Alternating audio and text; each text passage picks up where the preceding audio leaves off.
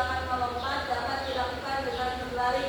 Kemudian dilanjutkan dengan gerakan bertumpuk menggunakan satu kaki. Selanjutnya, angkat tubuh ke atas dan diakhiri dengan dorongan udara dengan kedua kaki. Ya, betul. Nah, contoh gerakannya dari samping ini. Nah, dia seperti ini. Pertama-tama bersiap, kemudian lari dan melompat. Nah, di sini alatnya menggunakan matras. Ya, betul. Terus yang kedua ada meloncat dan menggantung. Sikap menggantung termasuk posisi statis. Menggantung dilakukan dengan menetapkan bahu di bawah alat. Latihan menggantung meningkatkan kekuatan dan daya tahan otot tangan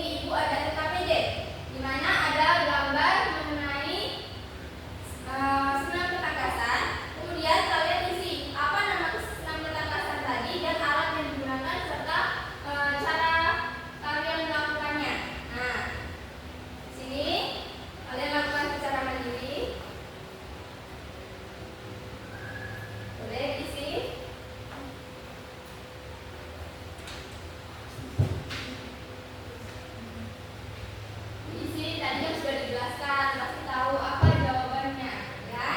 Tadi datanya sudah paham. Bagaimana anak-anak? Apakah ada kesulitan? Tidak, Bu. Sudah? Sudah. Sudah. Ini belum. Ini belum. Bentar, Bu. Lihat dulu ya, simpan lagi.